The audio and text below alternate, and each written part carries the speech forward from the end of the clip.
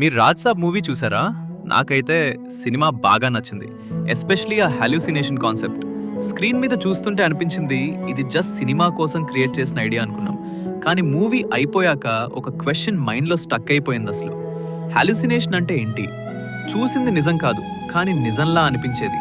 అప్పుడు ఒక థాట్ వచ్చింది. సినిమాలో విలన్ బయటున్నాడు, కానీ మన లైఫ్‌లో విలన్ ఎక్కడుంటాడు?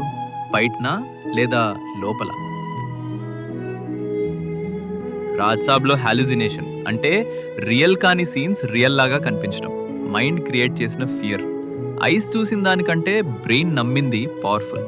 అప్పుడు అనుకున్నా, ఇది సినిమా వరకేనా, లేదా మనం కూడా డైలీ ఇలానే బ్రతుకుతున్నామా? కొన్ని మెమొరీస్ ఉంటాయి, పాస్ట్లో జరిగిన సీన్స్. దే డోంట్ నాక్, జస్ట్ రీప్లే.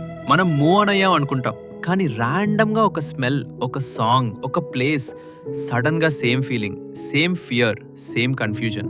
అది రియాలిటీ కాదు, కానీ రియల్ లాగా అనిపిస్తుంది. అసలు జరగని సీన్స్ కూడా మైండ్లో సినిమాలా ప్లే అవుతాయి. ఇదైతే, అది జరిగితే, వాళ్ళలా అనుకుంటే.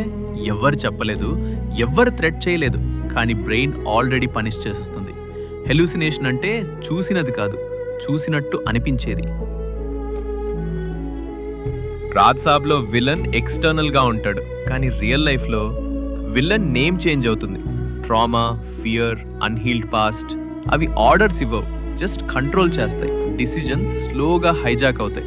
కాన్ఫిడెన్స్ ష్రింక్ అవుతుంది. వాయిస్ లోపలికే వెళ్ళిపోతుంది. ఎగ్జాంపుల్, నేను ఇలానే ఉన్నా అంటే, నేను చేంజ్ అవ్వకపోతే. ఇప్పుడు నేను ఒక క్వశ్చన్ అడుగుతున్నా, అసలు నన్ను కంట్రోల్ చేస్తున్నది ఎవరు?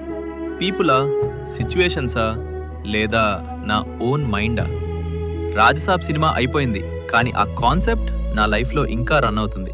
ఎండ్లో ఒక్కటే అనిపించింది, హెలూసినేషన్ అంటే చూసింది కాదు, చూసినట్టుగా అనిపించేది. మేబీ విలన్ బయట లేదు, మేబీ వార్ లోపల.